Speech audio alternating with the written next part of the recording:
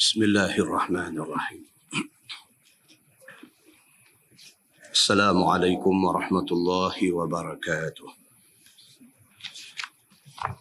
Alhamdulillah. Wabihi nasta'in.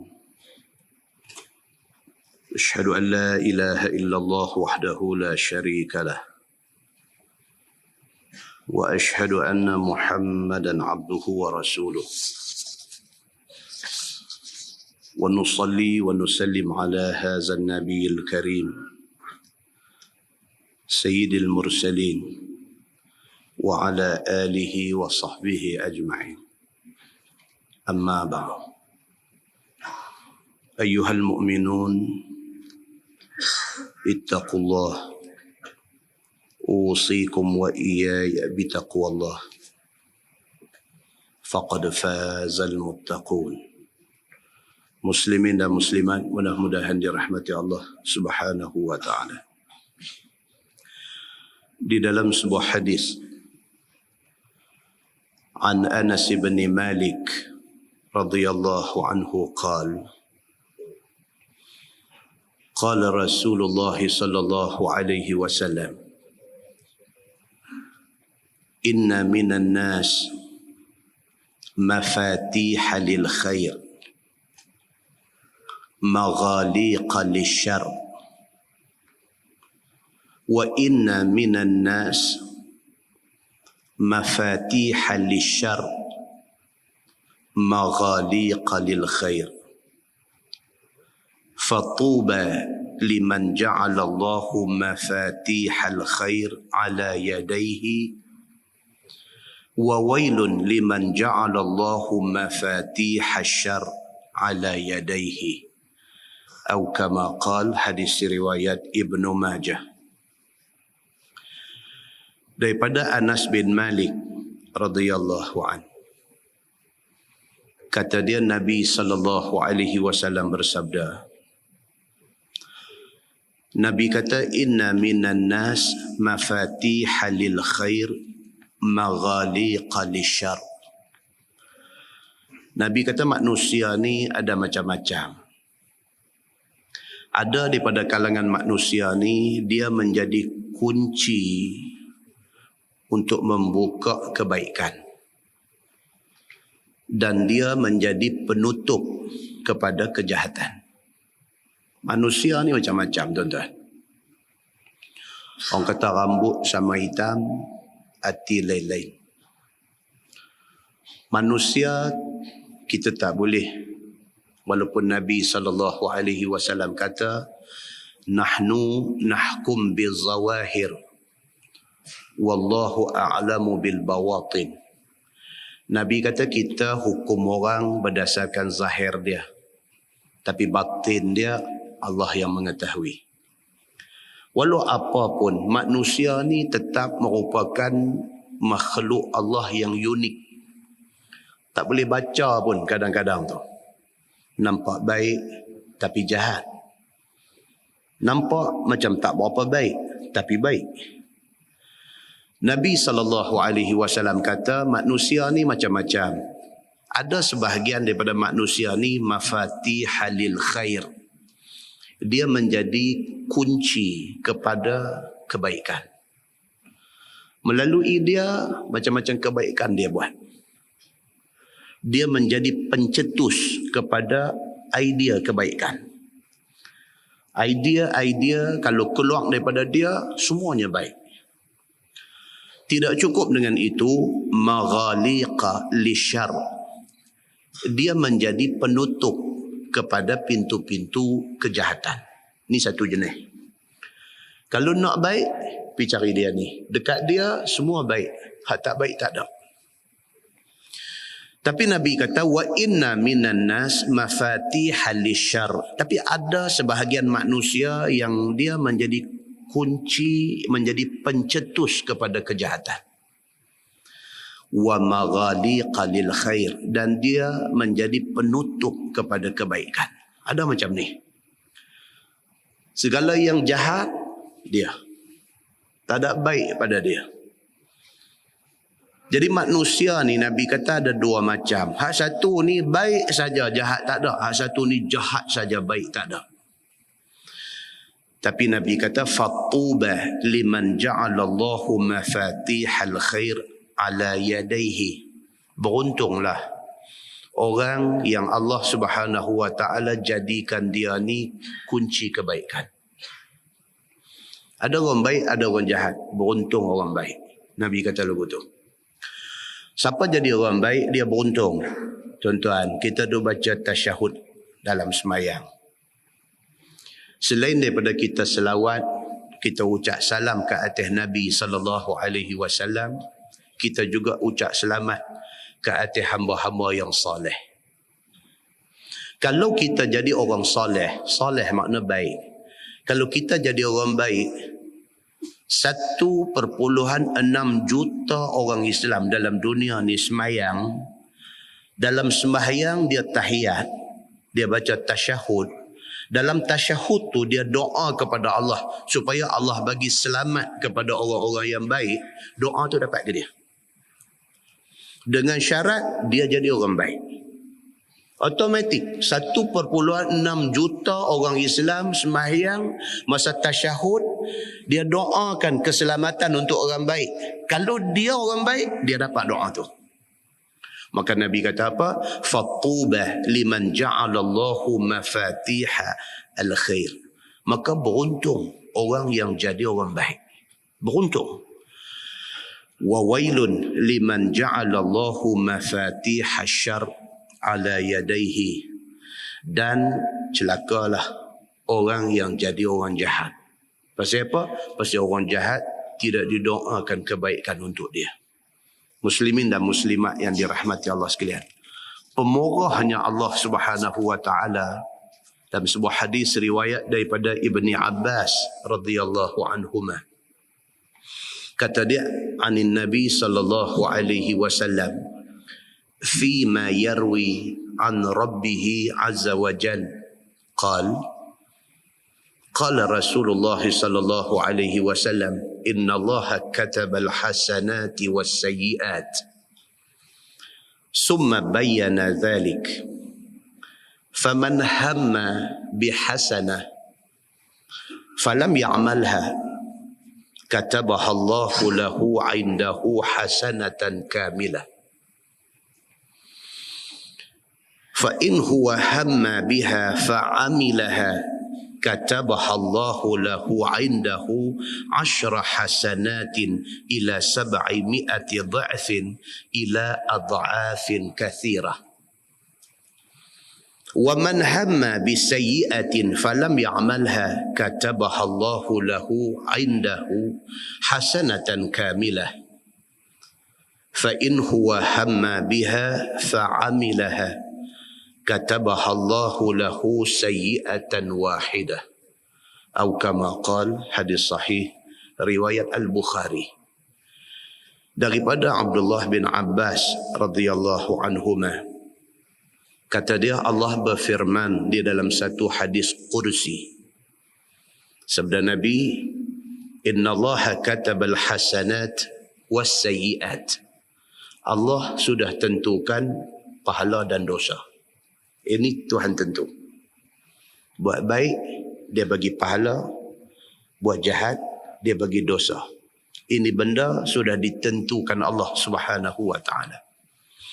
Faman hamma bihasanah. Tuhan suruh Nabi bagi tahu. Siapa niat nak buat baik, siapa teringat dalam hati dia nak buat baik, falam ya'malha, tapi tak buat. Ingat kata nak mai kuliah malam ni, last minute tak jadi mai. Katabaha Allahu lahu indahu hasanatan kamilah. Satu pahala penuh Tuhan tulis. Nak abang kata pemurah Allah Subhanahu wa ta'ala ni, niat saja pahala penuh. Barang siapa hamma, ada ingat nak buat baik, falam ya'malha, tapi tak buat. Dia memang niat, dia memang sungguh-sungguh ingat nak buat, tiba-tiba ada gendala, ada arai, tak jadi buat. Katabahallahu lahu indahu hasanatan kamilah. Tuhan tulis satu markah penuh. Fa in huwa hamma biha fa'amilaha. Tapi siapa ingat nak buat dan dia buat. Katabahallahu lahu indahu 10 hasanatin ila 700 dha'fin ila adha'afin kathirah. Tuhan bagi dekat dia paling kurang 10 pahala. Bahkan Allah Subhanahu wa taala boleh bagi 700 pahala. Bahkan Allah Subhanahu wa taala boleh bagi adha'afin kathirah, berlipat-lipat kali ganda pahala. Berdasarkan kepada apa hak dia buat. Dia ingat kata nak main masjid dan dia main, Tuhan bagi 10 penuh dekat dia. Dia ingat kata dia nak perang jihad, nak mati syahid dan dia buat, Tuhan boleh bagi dekat dia 700 kali ganda pahala. Bahkan Tuhan boleh bagi adha'afin kathirah, tak tahu berapa kali lipat ganda, bergantung kepada ikhlas dia dan bergantung kepada limpah rahmat Allah Subhanahu wa taala. Wa man hamma bi sayyi'atin falam ya'malha. Sebaliknya, siapa teringat nak buat jahat tak jadi buat, katabahallahu lahu indahu hasanatan kamilah, dapat 1 pahala. Hak kita duk tahu bila orang teringat nak buat dosa, tak berdosa lagi. Dan kalau dia tak buat, tak ada apa-apa. Kalau dia buat, baru kira berdosa. Dalam hadis Bukhari ni, Nabi SAW kata apa? Dia teringat nak buat jahat, tak jadi buat. Tak jadi tu dapat pahala. Fa in huwa hamma biha fa'amilaha. Tapi kalau dia ingat nak buat jahat dan dia buat, katabahallahu lahu sayyi'atan wahidah, ditulis 1 dosa. Maknanya apa dia tuan-tuan? Allah Subhanahu wa taala ni Tuhan Maha Pemurah, Maha Penyayang. Pemurah dari segi bagi pahala dekat kita ni Tuhan tak berkira. Maha Penyayang ni maksudnya apa? Tuhan sayang kat kita. Buat baik bagi 10, bagi 700, bagi berganda-ganda, buat jahat bagi 1. Pasal apa? Pasal dia sayang kita. Pun macam tu. Dalam sebuah hadis riwayat daripada Abi Hurairah radhiyallahu an. Anin Nabi sallallahu alaihi wasallam qala innahu la ya'ti ar-rajul al-'azimus samin yawm al-qiyamah la yazinu 'inda Allahi janaha ba'udah iqra'u fala nuqimu lahum yawm al-qiyamati wazna sadaqallahul azim atau kama qala. Hadis sahih riwayat Imam Muslim. Daripada Abi Hurairah radhiyallahu anhu, Nabi sallallahu alaihi wasallam bersabda, Nabi kata akan mai ke depan Tuhan pada hari akhirat esok satu orang laki-laki al-azimus samin, yang badan besar, gemuk, mai menghadap Allah Subhanahu wa taala di hari akhirat. Samin, samin ni makna dia gemuk. Kan kita tak jumpa kawan lama. Dulu sama mengaji sekolah, dulu sama universiti. Tak jumpa dia lama. Masa last jumpa dia dulu kita di Rampin. Seluar pakai seh 30. 20 tahun tak jumpa.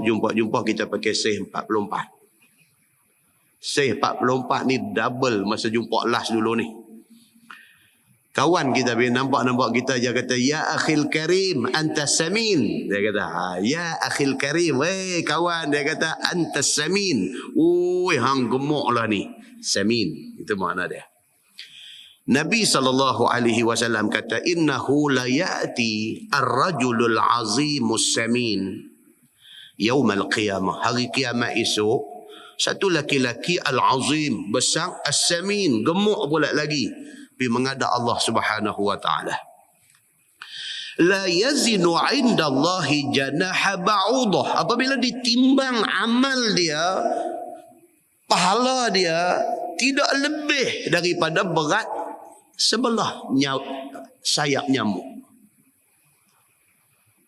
Tengok ke appearance dia tu, tengok ke zahir dia tu, tengok ke dia tu dengan Al-Azimus Samin. Nampak macam orang hebat. Nabi kata apabila ditimbang amal dia di depan Allah Subhanahu wa taala, la yazinu 'indallahi janaha ba'udah. Pahala dia bila timbang-timbang nak dapat berat sayap nyamuk pun tak ada. Wal'iyazu billah. Iqra'u. Nabi kata bacalah ayat ini. Nabi kata fala nuqimu lahum yawmal qiyamati wazna. Sadaqallahul azim. 105 surah Al-Kahfi. Nabi kata hampa baca ayat ni. Baca ayat ni, inilah yang dimaksudkan oleh ayat ni. Tuhan kata apa? Fala nuqimu lahum yawmal qiyamati wazna. Namun timbangannya di sisi Allah tidak lebih daripada sayap nyamuk. Tidak ada timbangan di sisi Allah Subhanahu wa taala. Sayap nyamuk ni tuan-tuan ambil buah atas penimbang, tak bergerak jarum. Nak habang kata dia ni tak ada apa yang dia bawa balik menghadap Allah Subhanahu wa taala. Tuan-tuan bayangkan hadis qudsi tadi. Satu orang teringat nak buat baik, tak jadi baik, satu pahala. Kalau dia teringat nak buat baik, dia pergi buat baik. Sama ada dia dapat 10, sama ada dia dapat 700, sama ada dia dapat berlipat-lipat kali ganda pahala. Allah saja yang tahu. Minimum 10 pahala untuk satu kebaikan. Kalau di atas dunia, Allah bagi dia hidup 60 tahun, 70 tahun, 80 tahun. Dia teringat nak buat jahat, tak jadi buat, satu pahala. Teringat nak buat jahat, pergi buat jahat, satu dosa. Macam tu punya pemurah Allah Subhanahu wa taala. Nabi kata ada manusia bila mati bangkit di padang mahsyar esok, timbang-timbang amalan dia seberat sayap nyamuk pun tak ada pahala yang dia bawa balik menghadap Allah Subhanahu wa taala. Maksud dia apa tuan-tuan? Hadis yang kita baca mula tadi. Nabi kata apa dalam hadis yang kita baca mula tadi? Nabi kata manusia ni macam-macam. Ada manusia, kata Nabi SAW, Allah jadikan dia ni mafatihal khair, jadi pencetus kepada kebaikan. Orang ni pahala jenuh. Sagi kitab kita nanti baca, kita nanti sebut satu orang yang dia menjadi mafatih, menjadi miftah, menjadi anak kunci kepada satu pahala yang duk generate pahala dekat dia sampai bila-bila. Orang macam ni Nabi kata apa? Fatuba liman ja'alallahu mafatihal khair.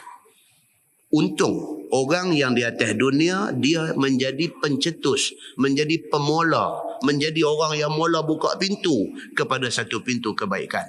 Dia berpahala, orang yang ikut apa hak dia buat, dia lagi duk dapat pahala. Muslimin dan muslimat yang dirahmati Allah sekalian. Satu sahabat Nabi, nama dia Dirar bin Al-Azwar radhiyallahu anhu. Saya pergi umrah baru ni, singgah di Jordan, singgah makam dia ni. Makam Dirar bin Al-Azwar, satu sahabat yang nama kita tak pernah dengar. Tak pernah dengar. Dirar ni siapa dia ni? Bila baih sampai turun, dia kata kita ziarah satu sahabat. Nama dia Dirar bin Al-Azwar. Saya duk cari siapa dia ni. Tak pernah jumpa dia ni. Kubur dia ada di Jordan. Lepas daripada Jordan Valley, lembah Jordan tu, jumpa kubur dia. Dirar bin Al-Azwar radhiyallahu anhu. Kata dia, ataitun Nabiya sallallahu alaihi wasallam faqultu umdud yadak ubayi'ka 'ala al-Islam.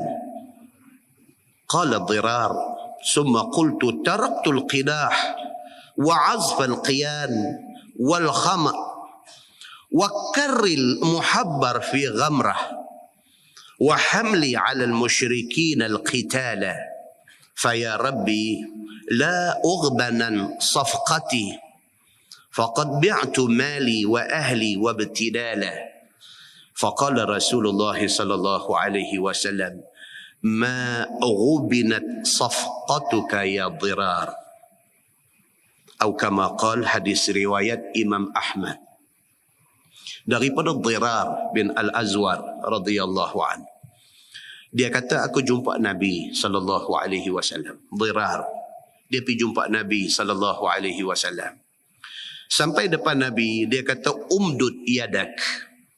Dia kata dekat Nabi, ya Rasulullah, suamai tangan. Hulurkan tangan Tuhan. Umdud yadak. Bentangkan tangan Tuhan. Ubayya'ka 'alal Islam. Aku nak bay'ah. Aku nak janji taat setia, aku akan berjuang untuk Islam. Ni Dirar ni. Qala Dirar, summa qultu taraktul qidah. Di depan Nabi dia confess. Dia luah segala benda yang dia duk biasa buat sebelum ni. Dia luah habis segala jahat dia di depan Nabi sallallahu alaihi wasallam. Dia kata, taraktul qidah. Aku dah tinggal judi. Qidah ni tuan-tuan, dia asal dia, makna dia macam bekas, macam mangkuk. Kan kita baca hadis Nabi nak wafat. Waktu duduk dekat dengan Aisyah radhiyallahu anha. Aisyah kata Nabi nampak lorat, nampak sakit sungguh dekat nak wafat ni. Nabi minta ayam. Dibawa mai ke depan Nabi satu qadah. Qadah ni maksud satu bekas, satu mangkuk, satu besen ayam.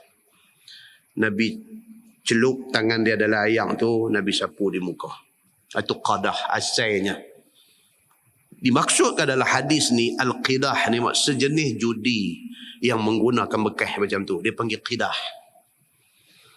Bila Dirar pergi depan Nabi SAW, dia kata, ya Rasulullah, suamai tangan. Aku nak berjanji kepada Tuhan yang aku apa pun lepas ni, aku kira untuk Islam.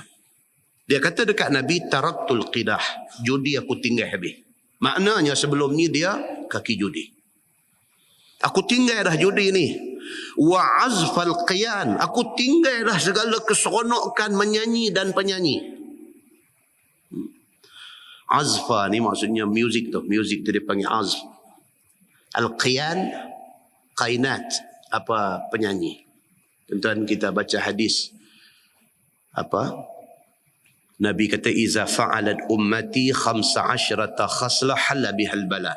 Apabila umat aku buat 15 perkara ni, halal bala Tuhan nanti turun. Di antara 15 perkara tu Nabi kata apa? Wal qainat wal ma'azif. Wattukhizatil qainat wal ma'azif. Apabila umat menjadikan al-qainat, penyanyi-penyanyi wanita, wal ma'azif, dan juga alat-alat muzik dijadikan pujaan, dijadikan idola mereka, bala Tuhan nanti mai. Ini Dirar bin Al-Azwar bila dia pergi depan Nabi, dia habaq benda ni, dia kata, ya Rasulullah, taraktul qidah, judi semua aku tinggal dah. Wa azfal qiyan, aku tinggal dah ni segala ma'azif, segala muzik, al-qiyan, segala menyanyi semua, pocok-pocok ni semua tinggal habis. Dia kata, aku tak mau dah benda ni semua. Wal khamr, arak, aku tinggal dah. Dulu aku complete package ni semua. Aku ada judi, aku ada minum arak, aku berseronok, aku mabuk, dulu aku macam tu. Wa karril muhabbar fi ghamrah, kembalikan kepada aku baju perang aku, dia kata. Dulu dia duk perang di sebelah musuh Islam. Hari ni dia nak dengan Nabi SAW. Bagi mai balik, dia kata, baju perang aku. Wa hamli 'alal musyrikin al-qitala.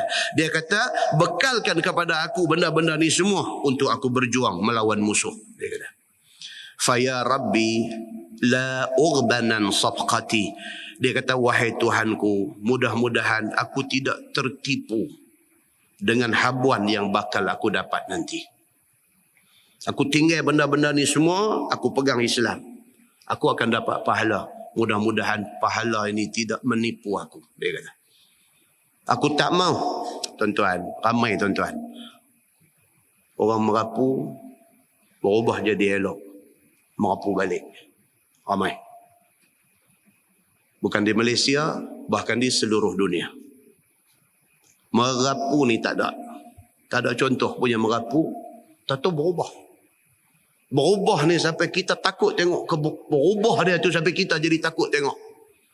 Lebih pada kita pula punya berubah. Tak lama Tuhan cabut balik benda tu. Patah balik. Dia teruk pada hak awal dulu lagi. Ada. Kih-kih macam ni ada. Pasal apa? Wallahu a'lam. Ada sebahagian tak boleh cari makan. Dia duk cari makan dengan cara tu. Bila dia tinggal benda tu, dia nak kepada Islam hak sungguh-sungguh ni, tak boleh cari makan. Nak belah anak bini tak ada duit. Akhirnya patah balik. Ada macam ni. Tu sebab kita bila tengok orang hak macam-macam ni berubah, tolong doa kat dia. Tolong doa dekat dia. Minta, ya Allah, ya Tuhanku, kekalkanlah Islam dan iman pada aku dan pada dia ni. Kita sendiri pun kena minta juga. Ke dia pun minta juga. Pasal apa? Takut. Tak lama. Masa tinggal tu habis. Tengok-tengok dia start balik. Rambut terojan main balik. Main balik rambut tu. Pasal apa? Bila disiasat-siasat, suruh sudah miss. Pasal itulah punca cari makan dia. Wal'ayazubillah. Jadi Dirar bin Al-Azwar, dia pergi depan Nabi. Dia kata, ya Rasulullah, aku tinggal habis dah benda ni. Mudah-mudahan pahala aku nak dapat ni tidak menipu aku. Dia kata, faqad bi'tu mali wa ahli ibtidalah. Dia kata, ya Rasulullah, aku jual harta keluarga aku dan sebagai ganti aku mengharapkan pahala dan keredaan Allah. Ni aku tinggal ni segala dunia glamour aku ni, aku tinggal habis. Aku mengharapkan pahala dan keredaan Allah Subhanahu wa taala.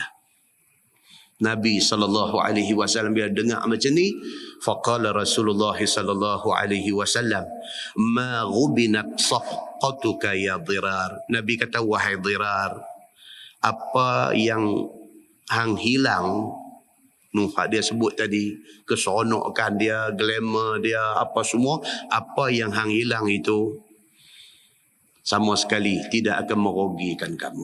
Nabi kata, pasal apa? Pasal hang dapat ni Islam dengan iman ni bukan boleh dinilai dengan harga apa pun di atas dunia ni. Muslimin dan muslimat yang dirahmati Allah sekalian. Itu sebab kita kena selalu doa. Rabbana la tuzigh qulubana ba'da iz hadaitana wa hab lana min ladunka rahmah innaka antal wahhab. Itu doa Nabi minta. Rabbana, wahai Tuhan kami, la tuzigh qulubana, janganlah engkau gelincirkan hati kami. Ba'da iz hadaitana, setelah engkau bagi hidayah kepada kami.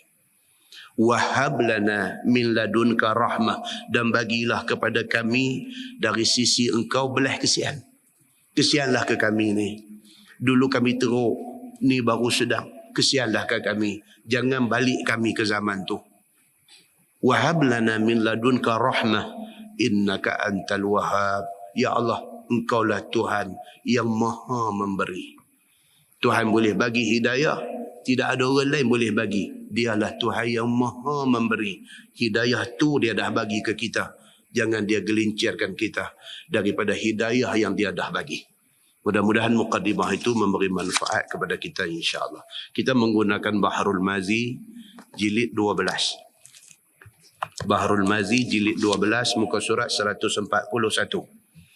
Muka surat 141 bab ma jaa fil akhal. Itu bab yang datang pada menyatakan hadis yang membicarakan bercelak mata. Cerita kata Nabi SAW suka pakai celak di mata dia. Ketahuilah saudaraku, bercelak mata itu disuruh oleh syarak. Saya kata pakai celak ni agama suruh. Pasal apa? Pasal Nabi pakai. Dia nak abang yang tu. Kerana celak itu ada manfaatnya pada mata. Celak itu ada faedah, bukan saja pakai. Celak tidak sama dengan eyeshadow. Kan? Saya piduk kias pula. Eyeshadow ni celak dia duk kata lagu tu. Itu pasal dia kata I pakai eyeshadow. Pasal apa? Pasal dia serupa macam celak. Dah. Eyeshadow itu lain. Itu tak boleh. Ini celak. Ini celak yang dipakai oleh Nabi sallallahu alaihi wasallam. Dan Nabi kita sallallahu alaihi wasallam selalu bercelak mata. Nabi ini dia lagu tu. Sentiasa pakai celak mata. Ada baginya bekas celak itu. Bahkan Nabi ada bekas celak lagi. Menjadi hak dia, menjadi kepunyaan dia, bekas celak. Maka sayogia pula kita ikut seperti mana perbuatan Nabi sallallahu alaihi wasallam untuk mencapai faedah seperti yang disabdakannya. Biasalah dia kata benda hak Nabi buat, kita boleh buat, bagus. Benda hak Nabi buat, kita tahu kata benda tu menjadi amalan Nabi, sunnah Nabi. Mana boleh buat, buat. Itu bagus. Dia kata. Maka perbuatan Nabi SAW itu ada disebutkan dalam hadis seperti dikeluarkan oleh Imam At-Tirmizi. Kata dia, Ani bin Abbasin radhiyallahu anhu, anna Nabi SAW qal, iktahilu bil ismi, fa innahu yajlul basar wa yunbitu sya'ar. Itu hadis dia. Maksud dia diriwayatkan daripada satu sahabat Nabi sallallahu alaihi wasallam, nama dia Abdullah bin Abbas radhiyallahu anhuma. Bahawasanya Nabi sallallahu alaihi wasallam bersabda, hendaklah kamu bercelak mata dengan celak yang bernama ismit. Itu satu jenis celak. Ismit, kalau baca dalam huraian panjang hadis ni, dia kata celak hak paling elok. Celak yang kualitinya paling elok. Celak tu nama dia ismit. Bukan ismet, ulam raja. Nak lebih kurang. Ismit, alif sa mim dal, ismit. Ataupun kata Syekh Idris Al-Marbawi, celak ismit. Ismit itu ialah batu Sarawak, dia kata.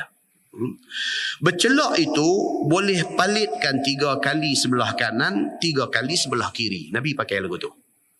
Dia ambil, dia sapu balik kanan 3 kali, dia sapu balik kiri 3 kali. Macam tu. Kerana bercelak dengan ismit itu boleh menjelahkan. Menjelahkan ni bagi terang. Boleh terangkan pemandangan mata. Itu yang kata faedah tu. Celak yang dibuat daripada ismit, dia kata kalau sapu di biji mata, dia nanti masuk dalam mata, tak tahu apa benda. Yang ni sains kena pergi buat kajian. Sains kena pergi buat kajian tentang benda ni. Macam yang berbahagia Dr. Daniel kita rajin duk tulis buku apa, duk cerita pasal sains dan Islam apa semua, itu kajian. Itu kajian. Bila baca hadis kata kita bila minum air ni tak mau duk menapah. Ada hadis larang. Bila kita minum air tak mau duk menapah. Duk lepas carbon dioxide masuk di dalam air ni. Nabi kata tak usah buat macam tu. Nabi tak terang lanjut. Sains kena pergi buat kajian. Apa hal karbon dioksida ni, apa tindak balas dia dengan air H2O. Air ni H2O. Yang kita dah release keluar tu karbon dioksida. Dua benda ni bila bertemu dia nak jadi apa? Itu kajian kita buat. Nabi tidak buka makmal sains untuk terang benda ni. Tapi apa yang ada dalam Quran, apa yang ada di dalam hadis Nabi itu sudah barang pasti tidak akan bercanggah dengan sains. Itu hebatnya yang kata Islam ni. Dan itu menjadi punca kepada sudah berapa ramai cendekiawan intelektual bukan Islam masuk Islam. Mereka study pasal Quran, mereka study pasal hadis Nabi, dan mereka adalah orang yang ahli di dalam bidang tu. Dia ahli dalam biologi. Dia kaji ayat Quran yang cerita tentang cap jari tangan manusia. Bila dia kaji, dia kata biar betul ya apa yang Quran kata ni. Dia kaji lagi dengan niat mula dia nak condemn apa yang Quran kata. Tapi akhirnya dia menemui kebenaran, dan akhirnya dia tak boleh nak tipu diri dia. Dan akhirnya hidayah mai kat dia, dan akhirnya dia jadi orang Islam. Kan kita baca cerita Dr. Maurice Bucaille, Perancis ni. Begitu jadinya. Orang macam ni bila dia masuk Islam dengan ilmu. Kerana dia meyakini kebenaran Islam ini yang ada dalam Quran, dalam hadis ni, dari sudut ilmu yang dia belajar. Bila dia masuk Islam, jangan siapa nak main goyang dia. Keyakinan dia cukup mantap, cukup konkret. Berbeza dengan kita, Islam kita ni, Islam kita tak pernah minta tato beranak mai jadi Islam. Jadi kita rasa kita tak berapa nak menilai Islam yang Allah bagi dekat kita. Tuan-tuan, di Mahkamah Syariah Tinggi Pulau Pinang, dalam duk tunggu dua beradik nak minta keluar, nak minta keluar Islam. Pulau Pinang. Dua beradik duk minta nak keluar Islam. Pasal apa pergi jadi macam ni, tuan-tuan? Pasal apa? Sayang. Di waktu, di ketika, di masa orang bukan Islam yang terpelajar boleh tinggal kepercayaan dia mai kepada Islam kerana ilmu yang ada dekat dia, di ketika yang sama ni hak beranak Islam ni nak tinggal agama dia. Alangkah malangnya mereka ini. Muslimin dan muslimat yang dirahmati Allah sekalian. So hadis yang kita baca ni nak kena ada satu kajian. Apa hal dengan celak ismit ini? Sehingga kan Nabi SAW kata siapa duk pakai dia, selain daripada dia dapat pahala ikut sunnah Nabi, dia dapat lagi satu apa dia? Mencerahkan pandangan mata. Dia kata. Dan dia kata menumbuhkan bulu mata. Bahkan dia jadi baja bagi bulu mata naik lebat. Tak gaduh pergi pakai apa? Maskara apa? Punya duk bubuh sampai jadi macam biji moktan mata tu. Bukan. Pakai celak ni Nabi SAW sebut, dia kata wayun bitu sya'ar, dan menumbuhkan bulu mata. Dia kata. Begitu. Baik. Kata At-Tirmizi, dan sesungguhnya diriwayatkan daripada ketiadaan satu wajah daripada Nabi SAW, bahawasanya sabda Nabi, lazimkanlah oleh sekalian kamu bercelak dengan ismit itu. Dalam satu hadis lagi dia kata iktahilu alaikum bil ismit. Itu dalam satu hadis riwayat lain. Alaikum bil ismit, maka hendaklah kamu pakai celak mata ismit ini. Kerana ia memberi cerah akan mata dan menumbuhkan bulu pada pelupuk mata. Dan kata Ibnu Abbas bahawasanya Nabi SAW ada baginya bekas celak Nabi ni. Sampai hari wafat dia ada duk simpan satu bekas celak mata. Kepunyaan Nabi SAW. Dan bercelak Nabi SAW dengan dia pada tiap-tiap malam. Nabi pakai nak tidur, Nabi pakai celak mata. Begitu.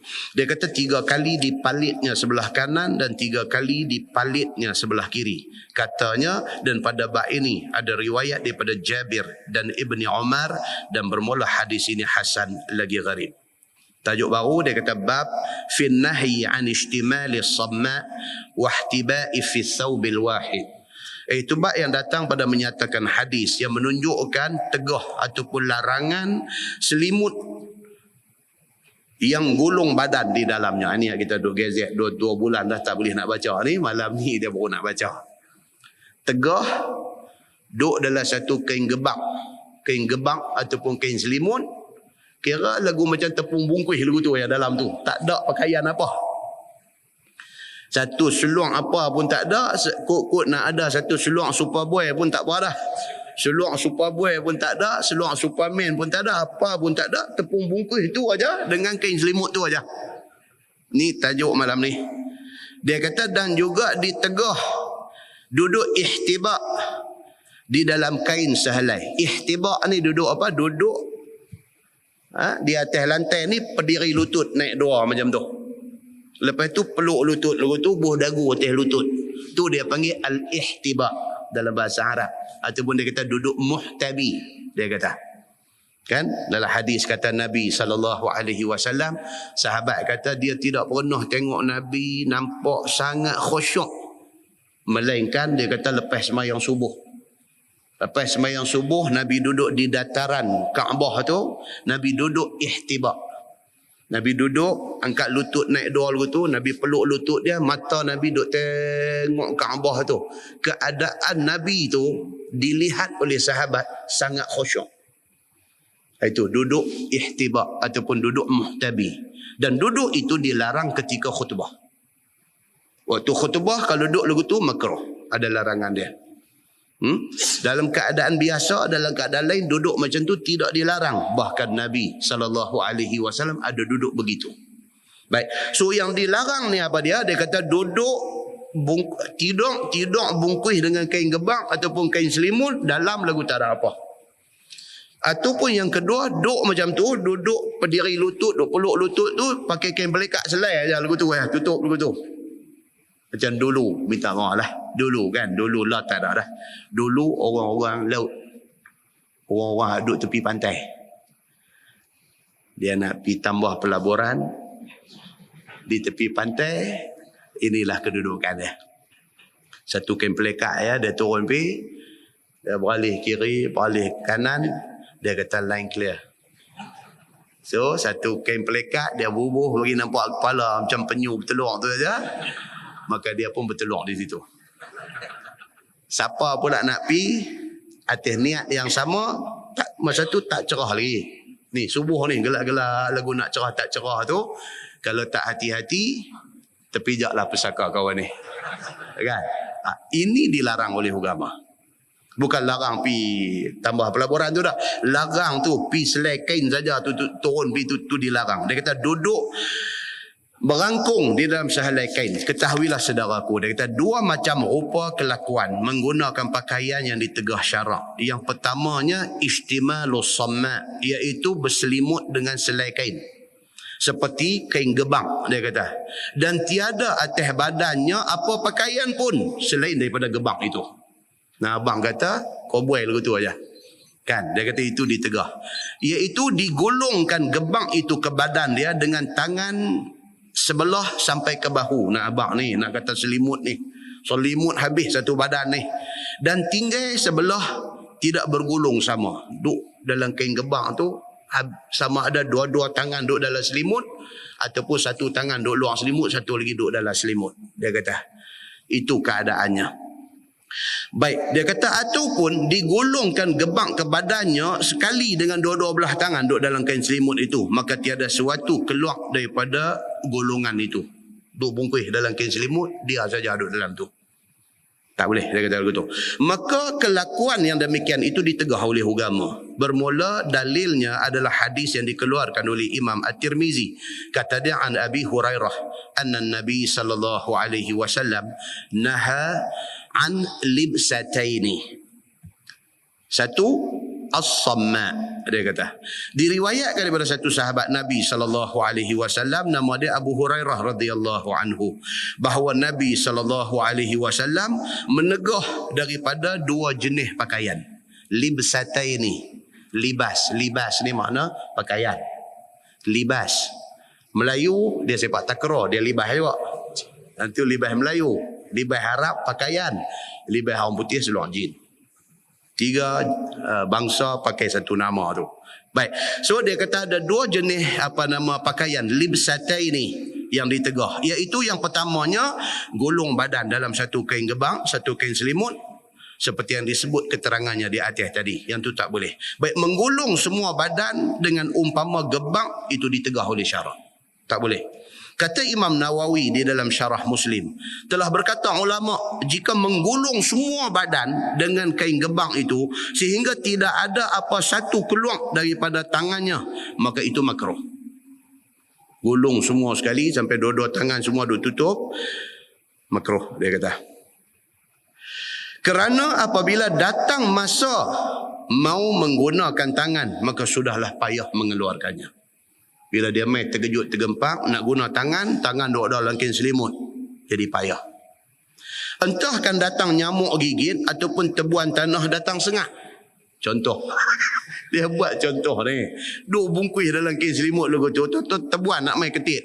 Dengan dia nak bawa keluar tangan, dia kata payah.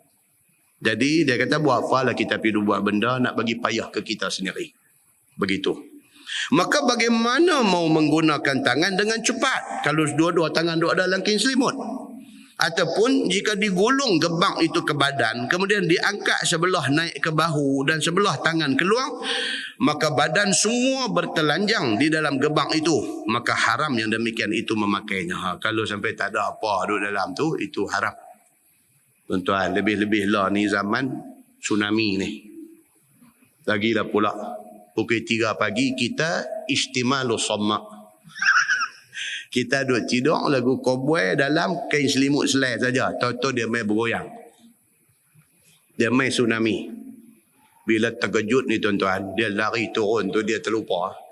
Turun tu lagu macam duk jual aiskrim, lagu tu aja. Tak ke kacau tu. Ini yang agama tak bagi ni. Pasal bila dia main terkejut, tergempang, dia tak teringat lah. Tuan-tuan tak baca ni cerita tsunami hak latest punya baru ni. Hak duduk hotel di Medan tu. Hak duduk hotel tu, turun ni tak sedang pakai kentola saja. Tak apalah ada kentola. Kalau dia istimalus somak di atas tu, turun tak ada apa. Orang pakai duk tengok dia duk tengok hotel. Dia duk tengok hotel, duk teringat beg tak ada ambil, ni wallet tak ada ambil, ni apa handphone tak ada ambil, apa dia duk tengok sana. Orang semua duk tengok dia. Istimalus somak. Ini yang semak ni. Ini yang agama tak bagi. Jadi Syekh Idris Al-Marbawi, zaman dia 60 tahun dulu tak ada tsunami zaman tu. So dia tak buat contoh tsunami. Dia buat contoh kata tebuan nak ketit. Kita dengar pun contoh macam tak apa kena. Kan?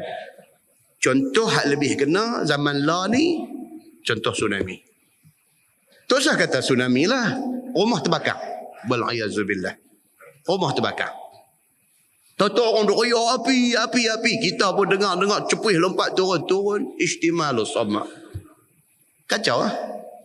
Daripada awal agama pesan tak sah dia buat kelaku huduh macam tu. Pasal apa? Takut saat lagi dia pergi jadi kecemasan apa-apa, jadi masalah ke kita semua. Baik, begitu. Dia kata, dan terbukalah segala aurat dengan sebab yang demikian itu tadi. Dan lagi sabda Nabi SAW, wa an yahtabi ar-rajul bi thawbihi laisa ala farjihi minhu syai'. Ini dia nak abangnya.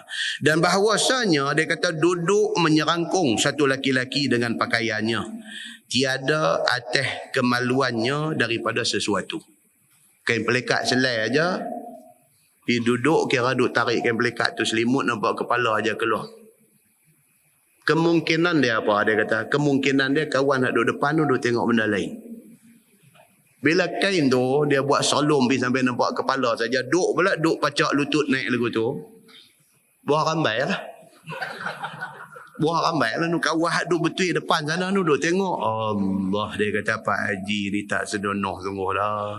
Dia tak sedang pasal dia duduk jaga atas. Pertahanan dia di atas. Bawah musuh sudah nampak. Ini yang dia bagi tahu. Dia kata ni, yang kata ni apa dia? Dia kata dia ni dia kata tiada atas kemaluannya daripada sesuatu. Tak tutup, pasal tak ada apa dalam. Dia rasa dia duk tutup, tapi bawah orang duk tengok. Kata Tirmizi, pada bab ini ada riwayat daripada Ali dan Ibni Umar dan Aisyah dan Abi Sa'id dan Jabir dan Abi Umamah. Banyak sahabat riwayat hadis yang sama melarang dua benda ni. Satu apa dia? Selimut dalam keadaan dalam tak ada apa, ataupun pakai kain pelekat, pakai sampai di atas ni, waktu duduk pacak lutut, orang boleh nampak benda yang tak patut dilihat oleh sesiapa. Begitu. Baik, katanya lagi bermula hadis Abu Hurairah itu hadis yang hasan lagi sahih. Masalah duduk menyerangkung yang haram, iaitu duduk seperti ditunjukkan oleh Nabi SAW, iaitu duduk menyerangkung di dalam kain selai. Misalnya satu orang yang memakai kain pelekat ataupun baju kurung panjang, pakai jubah cantik dah, tapi dalam tak ada apa. Ini tak senonoh betul. Jangan duk main masjid malam ni dia buat lagu ni. Jubah ni jubah lah. Dalam modok ada juga lah pertahanan lain. Dia kira jubah tu aja selai. Oh kacau tuan-tuan. Kita nak bayang pun takut. Kawah hak semayang belakang ni. Tuan-tuan cerita panjang tu. Tak elok lagu tu. Tak elok, jangan duk buat kelaku macam ni. So ni dia beritahu, dia kata satu orang yang pakai kain pelekat saja ataupun pakai baju kurung panjang, maksudnya kamis jubah ni saja, dan tiada memakai celana dari dalamnya, seluar apa pun tak ada. Dia kata tiba-tiba dudukkan pungkur dia tulis di sini, pawonga kat wara. Kan ni pasal Syekh Idris Al-Marbawi ni orang utara, jadi bahasa dia tu bahasa utara. Kita orang Penang ni dengar, maka didudukkan pungkor sedap kita dengar. Tapi orang KL dengar, apa pungkor pula kata begitu. Kan? Ini bahasa dia orang utara. Jadi kita kena respect dia. Kan? Dia kata tiba-tiba dudukkan pungkurnya di atas bumi serta mendirikan dua lututnya di dalam kain pelekat itu. Dan boleh meletakkan dagunya ataupun dua lengannya di atas dua lututnya. Maka duduk yang demikian itu, jikalau terbuka sedikit auratnya jadi haram. Kain pelekat, dia buh sampai tang ni. Hak nak terbuka tang mana? Itu ya soalan dia. Atas tak terbuka lah, pasal dia selimut macam tu. Bawah nanti buka. Maka terbuka aurat itu haram. Kerana selalu orang yang duduk begitu jadi menyungguh dia. Nampak kemaluannya daripada hadapan jika tidak memakai seluar.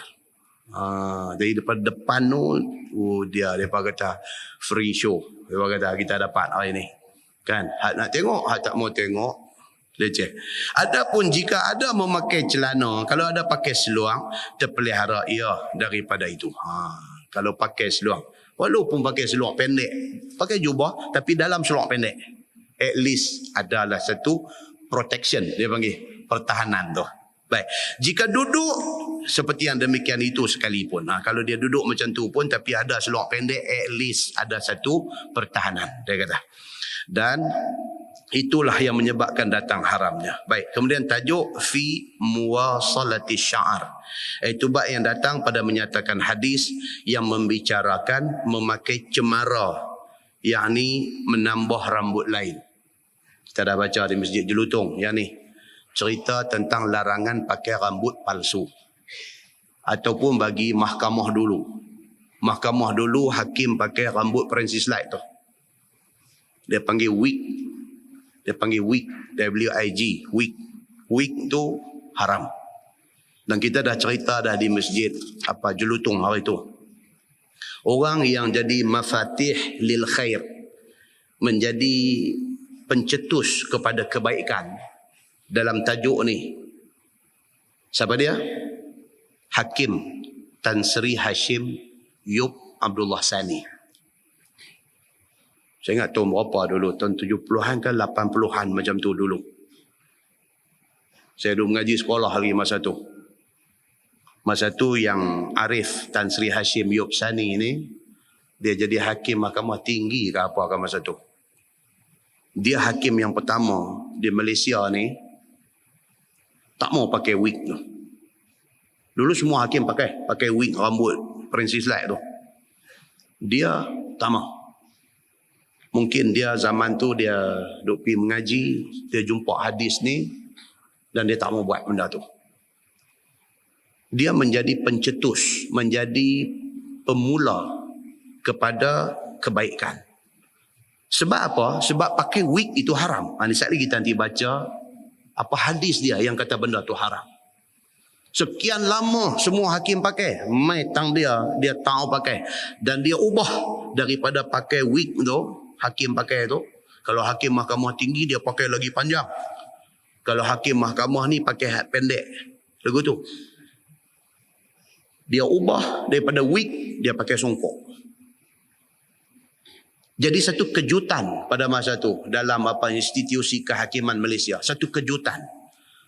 Pasal apa? Pasal mahkamah kita exactly duplicate British punya sistem. Dia duplicate. Sampai hakim, sampai pakaian hakim, sampai bahasa yang digunakan di mahkamah, sebutan yang disebut di dalam mahkamah, semua duplicate daripada sistem undang-undang British.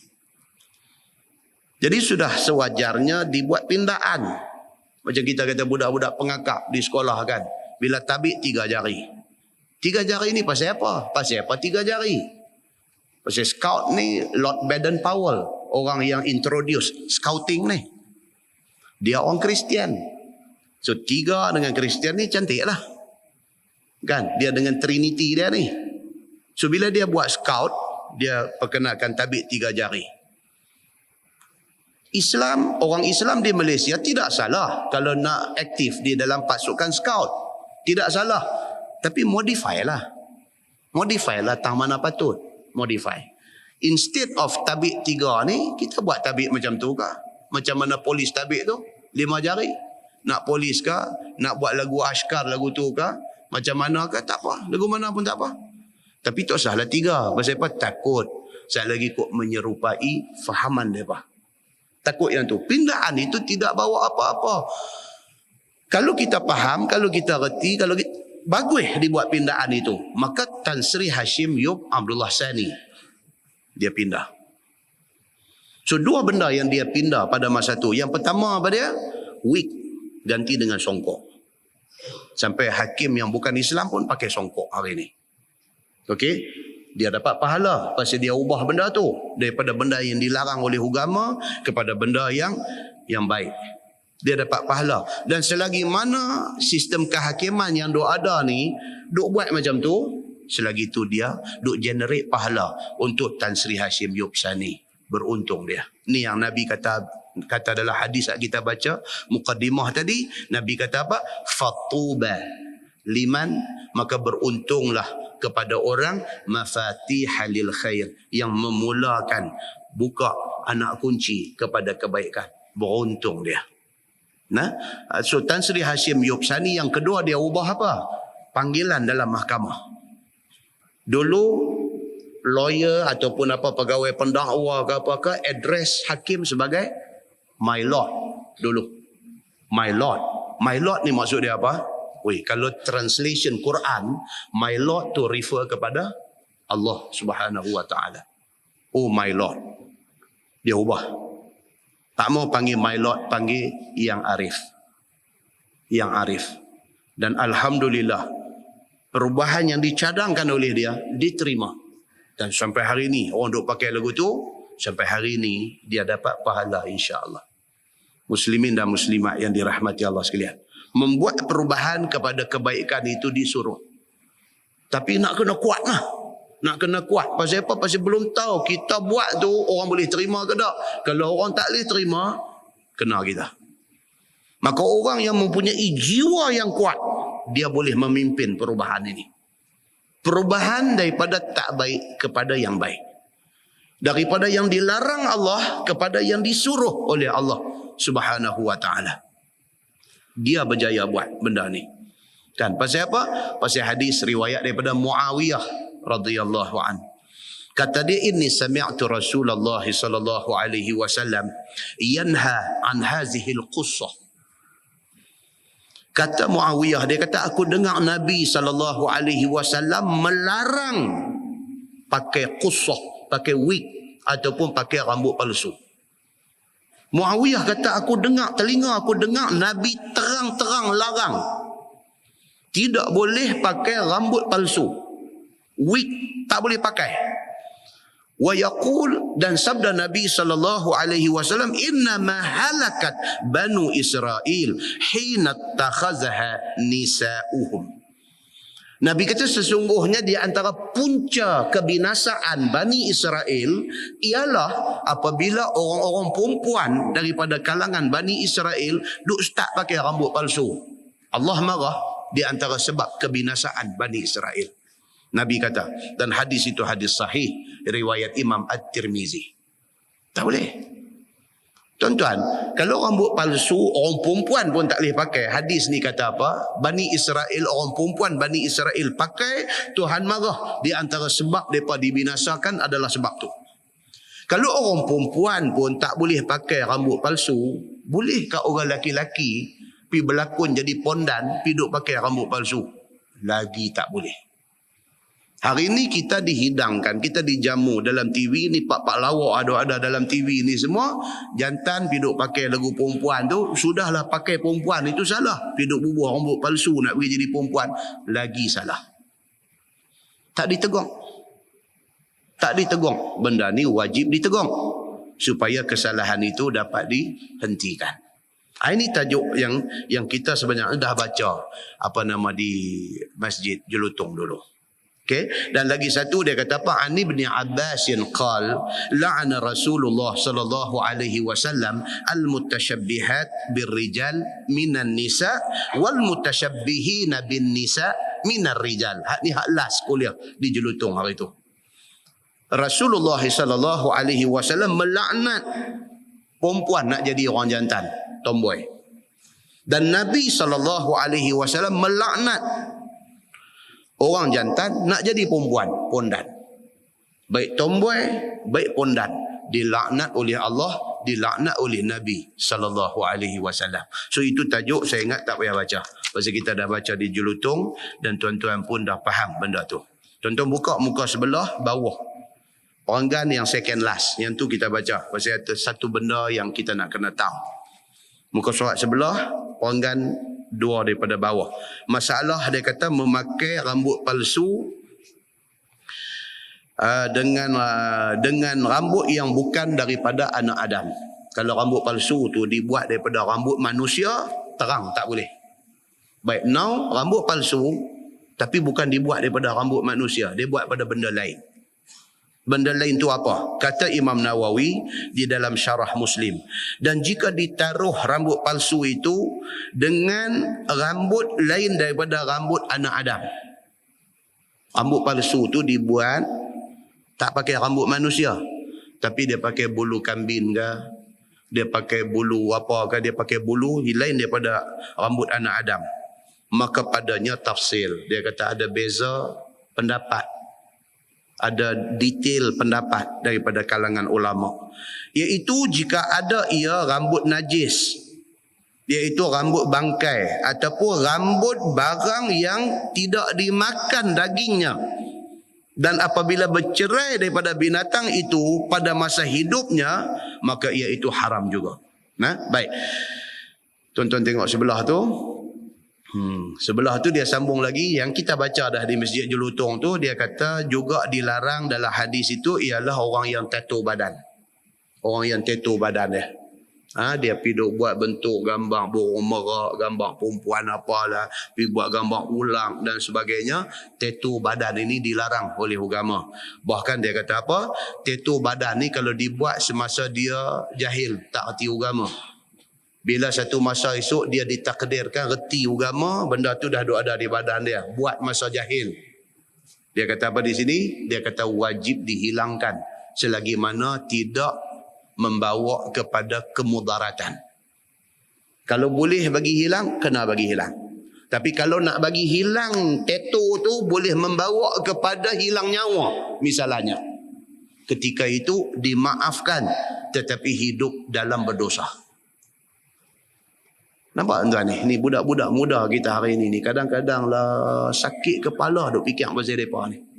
Sakit kepala. Duk naik motor, duk merempit depan ni, baru ni dalam TV3 duk tunjuk ni, duk minta litar khas untuk depa nak naik motor ni. Konon-kononnya yang depa duk merempit ni pasal tak ada tempat khas. Kalau ada tempat khas depa tak rempit atas jalan. Tuan-tuan percaya ke? Kononnya hak duk rempit ni pasal tak ada tempat khas. Kalau kerajaan buat tempat khas, tak ada lah masalah rempit ni. Tuan-tuan percaya ke? Buat tempat dia rempit, dia pergi lah seminggu dua dia pergi, lepas tu atas jalan juga dia mau. Pasal apa? Lebih mencabar. Pasal sini ada roadblock polis, dia boleh duk rompuh polis dah, dia syok yang tu. Ni sakit jiwa ni. Dan malanglah bagi kita kalau anak kita pergi duk ada dalam geng ni. Wal'ayazubillah. Malang tuan-tuan, cukup malang. Cukup malang. Ni duk naik motor atas highway ni, duk naik motor ni Superman.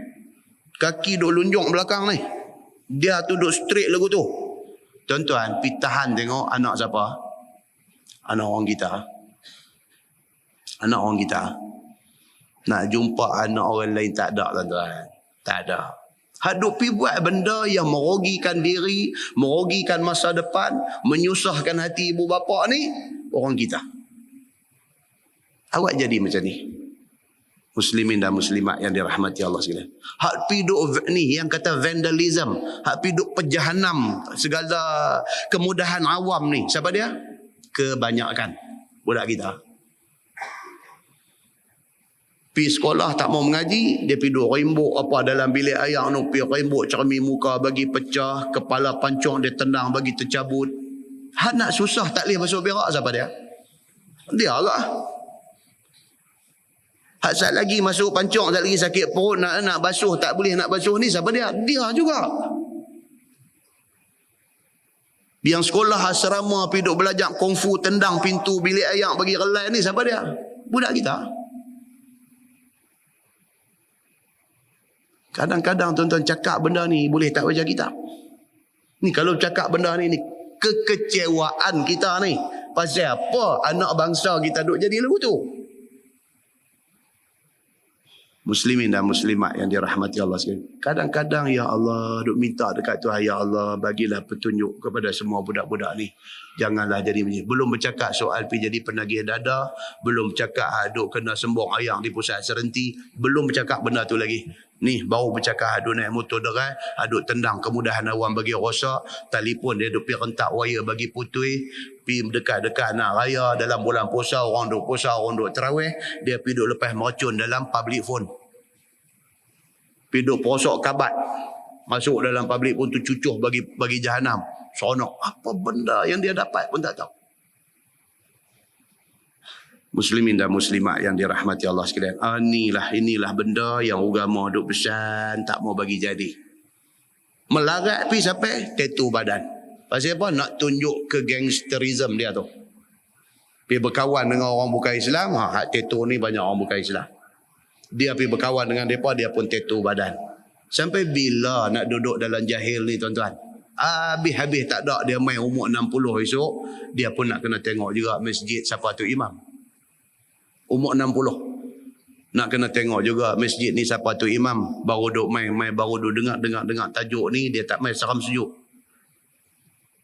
Buka baju duk tengok, ada dalam ni, dia kata ni aku dia kata.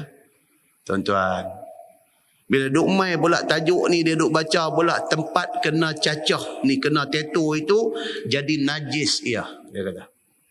Tempat yang bertattoo tu itu dia anggap najis oleh agama. Maka hukumnya ada tafsil, iaitu jika boleh dihilangkan bekas hitam tattoo itu dengan ubat, maka wajib diubat sampai hilang. Kalau boleh duk tonyoh ke lorong keluar, tonyoh ke lorong. Kalau hang duk tonyoh ke lorong tak mau keluar, kena duk tuang asid. Tuanglah kalau tak mati. Pokok pangkalnya bagi hilang, dia kata benda tu. Dan jika tiada boleh dihilangkan dia, melainkan dengan melukainya. Tak boleh dah tonyoh tak keluar, buat macam-macam, mula start dengan minyak nyok tak keluar, ambil ke lorong tak keluar, ambil apa duk sapu tak keluar. Melainkan doktor kata apa? Pergi jumpa pakar plastik surgery. Dia kata yang ni satu saja boleh, kita kena slice keluar, cedok keluar isi itu, ambil bahagian lain main tampung. Kalau sekiranya boleh dibuat begitu untuk nak hilang dan tidak membahayakan nyawa, kena buat. Apakah hal nu hak mola itu seronok-seronok buat tu, tiba-tiba main umur 60 tahu nak kena pergi buat macam tu. Alangkah baiknya kalau daripada awal jadi orang baik. Nampak tuan-tuan? Maka ada tafsil padanya pula, iaitu jika takutkan binasa daripadanya ataupun hilang satu anggota.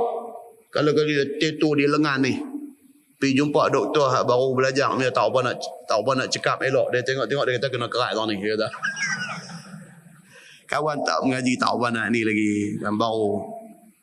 Dia kata ni tak boleh ni, dia kata bukan boleh ni cerita nak kerat tau ni, dia kata. Dia kata kalaulah nak buat tu sampai menyebabkan hilang satu anggota ataupun tidak boleh digunakan anggota yang terpotong itu ataupun jadi cacat yang keji pada anggota zahir. Cacat keji lah, potong pergi jadi timun, tak ada tangan dah ni. Dia kata nescaya tiada wajib menghilangkan ia. Kalau sampai tahap tu, sampai tahap nak kena potong tangan sepuntung buang, sampai ke tahap kira nak kena korek buang ni, sampai jantung kena buah lantalam dulu duk repair tempat. Kalau kata sampai nak jadi lagu tu, maka apabila zahir nampak adanya berkekalan asalnya, nescaya berdosa ia. Kalau dah sampai nak jadi lagu tu, tak apalah, tak payah buat, tapi dia dalam berdosa seumur hidup dia. Tuan-tuan, apa punya malang kesilapan zaman muda membawa sesalan di hari tua. Kesilapan masa muda membawa sesai yang tak sudah di hari tua. Dan jika tiada berkurangan hilangnya dengan ubat atau sebagian tersebut itu, nescaya lazim atasnya menghilangkan juga. Dan bernamalah ia derhaka kepada Allah. Selagi mana dia tak boleh nak hilangkan benda tu, dia berdosa kepada Allah. Melainkan dia taubat dengan taubat nasuha. Kalau Allah nak terima, itu habuan dia. Muslimin dan muslimat yang dirahmati Allah sekalian. Baik, kemudian dia kata fi rukub al-mayasir. Itu bab yang datang pada menyatakan hadis yang membicarakan naik duduk di atas rengka ataupun pelana sutera. Ni dulu orang naik unta, orang naik kuda, orang naik kaldai. Hak duk lapik di atas tu dia panggil mayasir. Tu pelapik. Pelapik itu mayasir. Mayasir ni pelapik yang dibuat daripada kain sutera. Boleh tak boleh kita guna pelapik kain tu kain sutera? La kaita lah. Kaita kita sayang dia punya cushion. Kita ambil satu pelapik buh di situ. Pasal apa? Pasal nak jaga cushion tu. Takut lagi budak-budak naik makan aiskrim tumpah kotong. Nak cover dengan satu pelapik. Boleh tak boleh pelapik itu kain yang dibuat daripada sutera? Itu tajuk dia. Boleh tak boleh? Pakai kita tahu kita tak boleh. Ni nak buat pelapik. Boleh ke tak boleh? Ketahuilah saudaraku, naik kuda atau naik gajah atau naik unta tak dapat tidak dengan rengka ataupun sesila. Dia kata, kena buh pelapik. Macam kuda dia buh pelana. Pelana tu. Boleh tak boleh? Maka orang ajam maksudnya orang bukan Arab. Bukan orang bagai ajam. Orang ajam maksudnya orang yang bukan Arab. Selalu memperbuat lapik pelana kuda dan lainnya daripada sutera. Dia kata, Arab tak buat benda ni. Tapi orang yang bukan Arab ni dia cukup syok. Dia nak masuk juga sutera dalam. Tai dia nak kena sutera sikit, baju dia buh tangkola ni buh sutera sikit. Dia kata dah baju baju bukan sutera. Dia kata I cuma buh dekat collar saja. Dia tak ingin nak pakai juga benda hak Tuhan tak bagi tu. Dia tak ingin juga. Kan? So di antara kegemaran orang yang bukan Arab ni apa dia? Dia suka beli pelapik ni, nak lapik lang kereta ni dia suka beli pelapik daripada sutera. Dia syok macam tu. Dan tidak sutera daripada sebelah atasnya. Dia campur. Kain sebelah atas tak sutera, bawah dia buh sutera. Tak ada pun atas sutera, bawah tak sutera. Dia nak buh juga sutera tu. Maka itulah yang dinamakan mayasir. Dia kata. Ni pelapik ni. Artinya lapik rengka ataupun pelana. Maka jikalau sutera, haram dia. Dia kata. Nah ambil. Cerita dia Tok Syah lah. Tok Syah. Kamu kata Tok Syah ni Tok Syah. Senang macam tu. Ustaz ni nak tanya satu ni, apa dia? Tak macam tai ni Ustaz, tai. Okey. Tak macam kita apa ni sutera campur apa? Boleh ke Ustaz? Orang kata Tok Syah lah. Nak bubuh juga ni pasal apa? Ni baru tajuk sutera tuan-tuan. Sekali kali muka surat dia mai cerita gigi mai pula dah. Sekali. Gigi mai pula. Lah tak ada dah dulu. Kan tahun 70-an, apa dulu ni, Tok Imam pun gigi mai. Bos sepuntung aja. Bos semua orang takut, bos satu aja. Bila kenyih aja dia sinang keluar tu. Wah, yang tu yang anak karya takut tu. Takut gigi mai tu. Tajuk akan datang macam tu.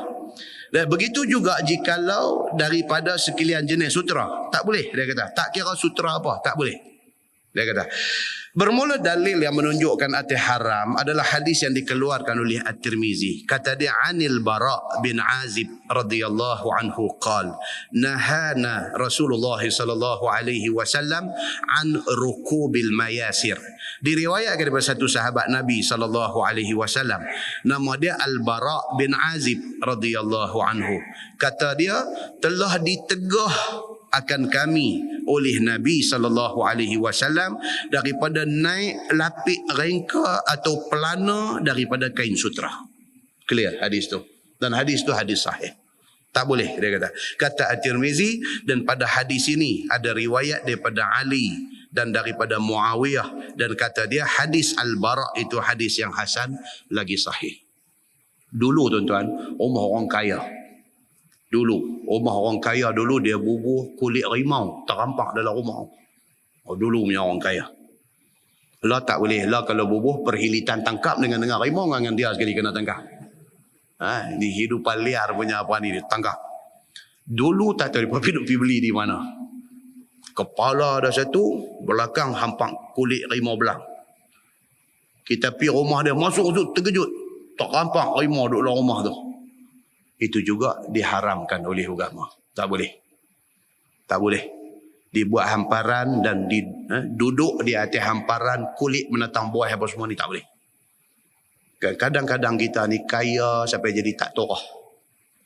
Kaya sampai jadi tak torah. Dia jadi piduk buat benda pelik-pelik orang tak buat ni, orang kaya dia nak buat. Pasal apa? Itulah tanda kaya dia. Dia boleh buat benda orang tak buat. Ini semua cari penyakit. Baik.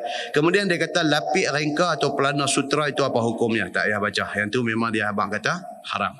Baik, tajuk baru bab fi firashin Nabi sallallahu alaihi wasallam. Itu bab yang datang pada menyatakan hadis yang membicarakan lapik tidur Nabi sallallahu alaihi wasallam. Nabi tidur atas apa? Itu ceritanya. Ketahuilah saudaraku, adalah Nabi sallallahu alaihi wasallam itu satu orang yang semulia-mulia makhluk. Tak ada lah. Nak cari manusia, nak cari makhluk hak lebih mulia daripada Nabi Muhammad sallallahu alaihi wasallam tidak ada. Kerana Nabi Muhammad itulah makhluk yang Allah bagi jadi yang paling mulia. Bahkan lebih mulia daripada malaikat Allah Al-Muqarrabun.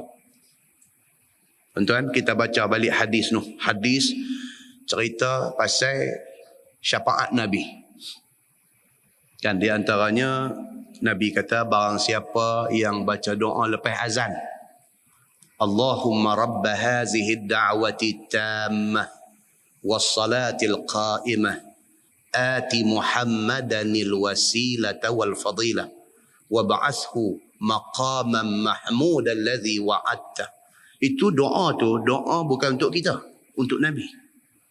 Minta kepada Allah supaya Nabi diberikan kedudukan yang terpuji di sisi Allah. Yang dikatakan maqaman mahmudan alladhi wa'adtah, yang dikatakan kedudukan yang terpuji yang dijanjikan Allah kepada Nabi itu apa dia? Di mahsyar. Waktu manusia semua duduk dalam keadaan kelang kabut ni. Hang tenggelam dalam peluh sampai buku lali, aku tenggelam sampai parah lutut, kawan kita tenggelam parah pinggang, dia ni tenggelam parah dada, dia ni tenggelam sampai parah lubang hidung. Dalam keadaan macam tu masing-masing duk cari siapa boleh tolong kita. Ini hadis panjang. Dalam Bukhari ada, dalam Muslim pun ada. Duk cari siapa boleh tolong kita. Macam orang hari ni, anak cukup syarat tapi tak dapat universiti. Duk cari siapa boleh tolong kita. Tu cari atas dunia. Cari di padang mahsyar lagi susah. Maka hadis tu kata apa? Pakak meneru seorang kata ni, jom kita jumpa Abun Nas. Kita jumpa pak kepada segala manusia. Siapa dia? Adam alaihissalam. Berduyun-duyun pakat pergi cari, jumpa Nabi Adam. Wahai Adam, anta abun nas, kamu bapa manusia, tolonglah kami ni, kami teruk ni di mahsyar ni. Adam kata, aku tak boleh tolong, aku pun ada kes nak kena bercara depan Tuhan. Dia pun kata, jom kita jumpa Nuh. Belarak pergi dekat Nuh. Nuh kata, aku tak boleh tolong, aku pun ada hal nak kena bercara depan Tuhan. Jom jumpa. Last jumpa Nabi Muhammad sallallahu alaihi wasallam. Nabi Muhammad pergi sujud di bawah arash, minta kepada Allah, ya Allah, mereka kaum aku, mereka umat aku, tolong mereka. Allah bagi syafaat, selamat orang yang diminta syafaat oleh Nabi sallallahu alaihi wasallam. Kedudukan Nabi di mahsyar boleh bagi syafaat, pertolongan kepada orang ini, itulah yang kita doa, maqaman mahmudan alladhi wa'adtah. Itu dia. Nabi kata siapa baca doa ni lepas azan, wajib ke atasnya syafaat aku. Itu dia. Punya besarnya tu fadilat doa selepas azan tu macam tu. Muslimin dan muslimat yang dirahmati Allah sekalian. Mulianya Nabi sallallahu alaihi wasallam sampai dia dapat satu power boleh minta tolong kepada orang susah di mahsyar, sedangkan tidak ada manusia lain boleh bagi syafaat tu. Tilam dia masa dia atas dunia ni macam mana? Ni tajuk nak abangnya.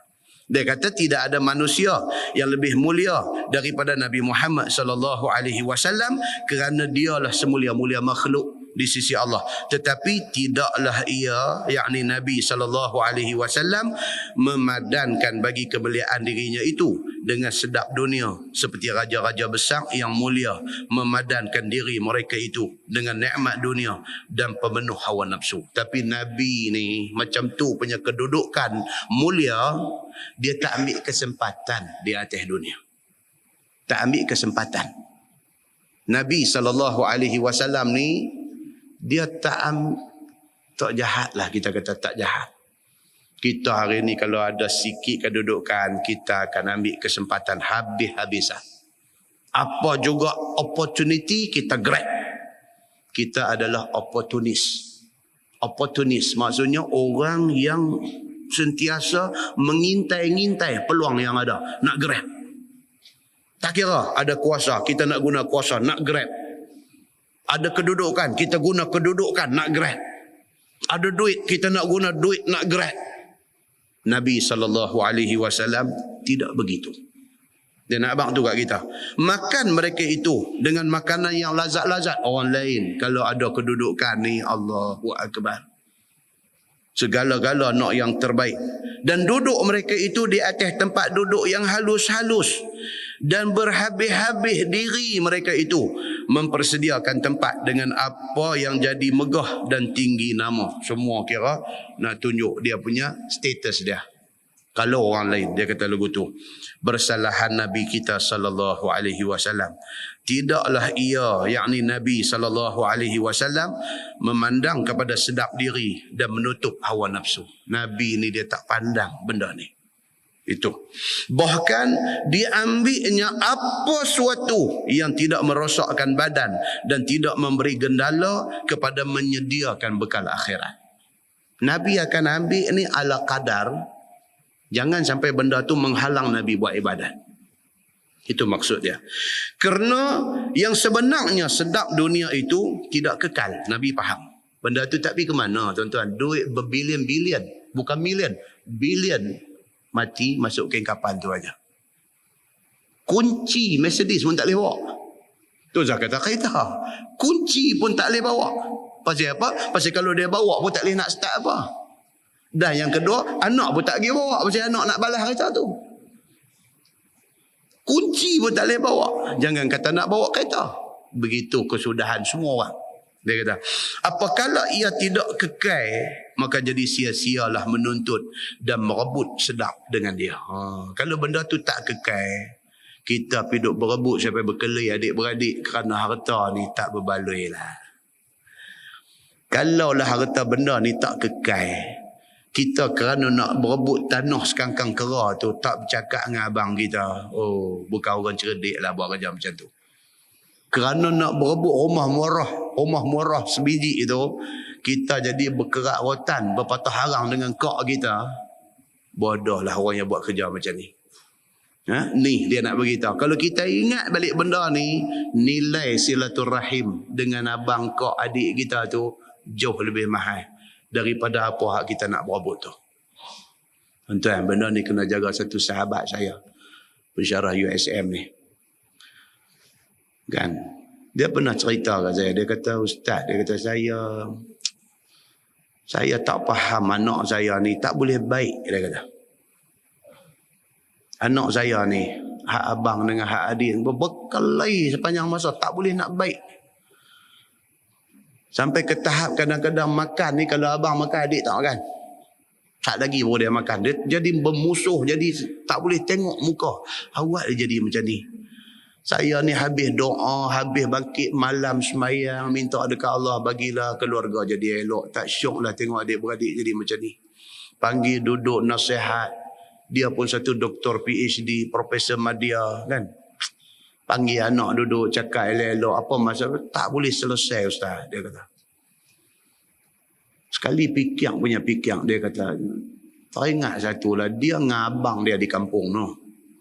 Ada sikit lah masalah harta pusaka ni. Ada sikit. Tak ada teruk sangat. Dia kata cuma kecil hati lagu tu lah. Rasa macam ada sikit hak dia abang ambil. Lebih kurang sikit macam tu aja. Dan dia pun bukanlah berkelahi apa sangat. Cuma tawang hati. Tawang hati ni cerita dia tak telefon tanya abang. Cerita dia tak berasa nak pergi rumah dia. Cerita lagu tu lah. Tapi tak ada lah sampai memusuh teruk-teruk. Dia kata cuma tak bersembang pun betul lah. Dia kata tak bersembang. Tawang hati. Benci tak dia kata, tapi tawang hati. Mak pak dah tak ada. Jadi bila raya nak pergi ke mana, pergi rumah abang tu tak pergi. Pasal apa? Tawang hati. Fikir dia kata bincang dengan bini dia. Pasal ni kah? Dia kata yang anak pergi jadi macam ni. Dah tu duk cari hal lain tak nampak sebab. Terai tengok dia kata balik kampung pi abang pun terkejut tengok dia mai tak mai bertahun. Assalamualaikum abang, pi salam peluk abang dia. Peluk abang dia yang mata turun darah apa kagu tu ni, dia kata abang saya apa pun salah silap saya apa pun saya minta maaf kat abang. Abang pun tu saya ingat apa. Tu saya duk patah balik. Tengok balik siapa betul siapa salah, sat lagi berkeli balik. Tak sah benda tu semua buang, abang saya dunia akhirat. Abang terima saya jadi adik abang. Abang pun teriak elok. Allahu Akbar Ustaz. Dia kata balik rumah on the spot anak jadi elok. On the spot jadi elok.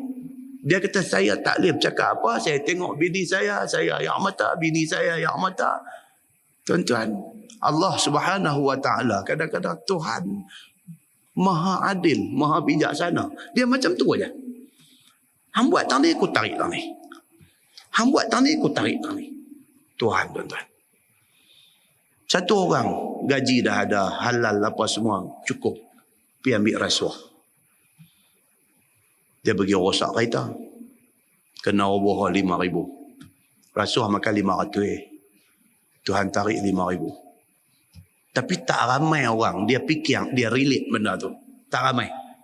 Dia cuma maki, dia pergi tendang tayar kereta tu. Dia kata, aku time tak ada duit masa ni hang nak rosak, dia tendang tayar sekali. Dia tak nampak tu. 500 yang dia ambil tu, 5,000 Tuhan tarik tang ni. Satu orang ada kedudukan, dia buat naya orang di bawah dia. Dia buat naya.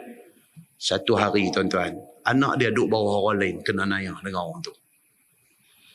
Bila anak dia kena naya, dia marah ni tak tahu nak apa. Dia terlupa dulu masa dia duduk pada satu kedudukan, dia buat naya orang. Nampak tuan? Allah ni dia duduk ada. Dan dia duduk observe tengok kita ni. Hang jangan ingat hang kena tani, hang kena tani. Tani hang dapat, tani hang tolak. Muslimin dan muslimat yang dirahmati Allah sekalian. Hanya orang yang ambil fikir nampak benda ni. Apa pun kita tak mau pergi terlibat dengan benda-benda macam ni. Baik, so dia kata maka itulah Nabi kita SAW. Tempat tidur tidak serupa dengan tempat tidur orang yang bersedak-sedak dalam dunia tadi. Padahal jikalau ia menuntut seperti keadaan raja besar dan orang-orang kaya dunia, tentulah boleh ia mendapatkannya. Nabi ni kalau dia nak, dia boleh dapat. Tuan-tuan, bukan manusia bagi kat dia, Tuhan nak bagi ke dia. Kalau Nabi nak, Tuhan nak bagi kat dia. Allah pernah hantar malaikat mai dekat Nabi, kata dekat Nabi, wahai Muhammad, kalau hang mau Jabal Uhud ni, Allah nak ubah bagi jadi mai hang punya. Nabi tak mau. Kalau Nabi mau, bukan manusia nak bagi kat dia, Allah nak bagi. Nabi tak mau, masalahnya. Maka dia sebut di sini, dia kata Nabi kalau dia nak macam mana raja-raja besar ni duk dapat, tentu Nabi dapat. Sekiranya tidak dia menurut sekiranya tidak ia menaruh harta, apakala dimintanya harta kepada Allah, tentu didapatnya. Itu dia. Dia sebut aja apa pun Tuhan bagi. Kalau Nabi SAW minta. No, dalam hadis syafaat tadi ni. Bila umat dia mai jumpa dia minta, ya Nabi ya Allah tolong kami tak tahan dah dengan kegetiran mahsyar ni. Tak tahan dah dengan matahari duk tunjukkan, dengan peluh duk tenggelam. Tak tahan dah, minta tolong. Nabi sujud kepala dia di bawah arash, minta kepada Allah, ya Allah ummati. Ya Allah ini umat aku, ini umat aku. Baru sebut banyak tu, Allah kata dekat Nabi, irfa' ra'sak. Angkat kepala.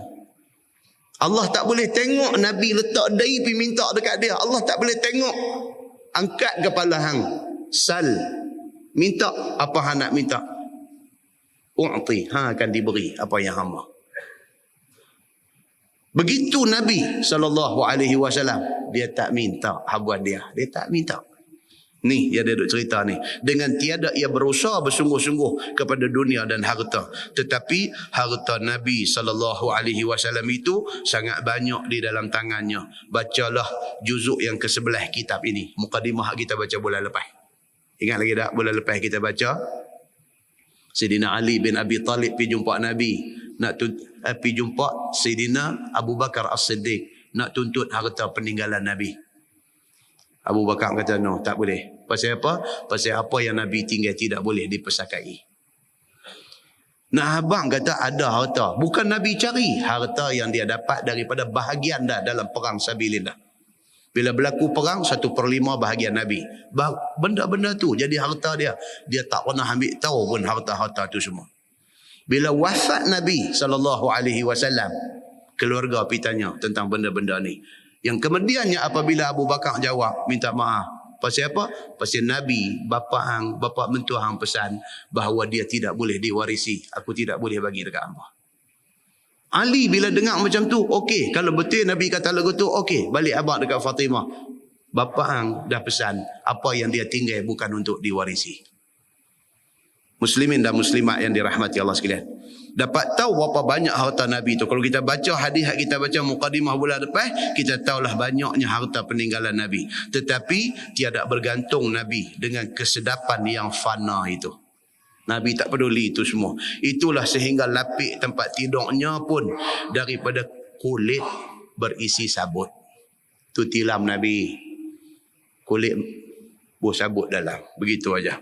Sebagaimana hadis dikeluarkan oleh Imam At-Tirmizi, kata dia an Aisyah qalat innama kana firashun Nabi sallallahu alaihi wasallam allazi yanamu alaihi adaman hashwuhu lif.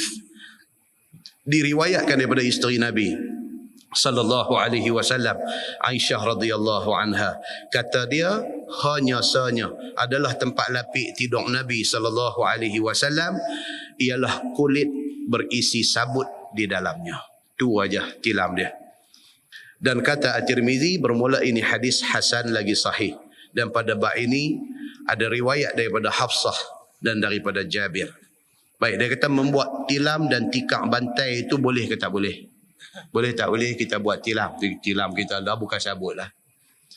Tilam kabu pun tak ada dah lah ni. Dan dulu zaman kita kecil-kecil dulu, mak kita tilam kabu. Belakang dapur rumah pokok kabu. 3 pokok kabu dah ada.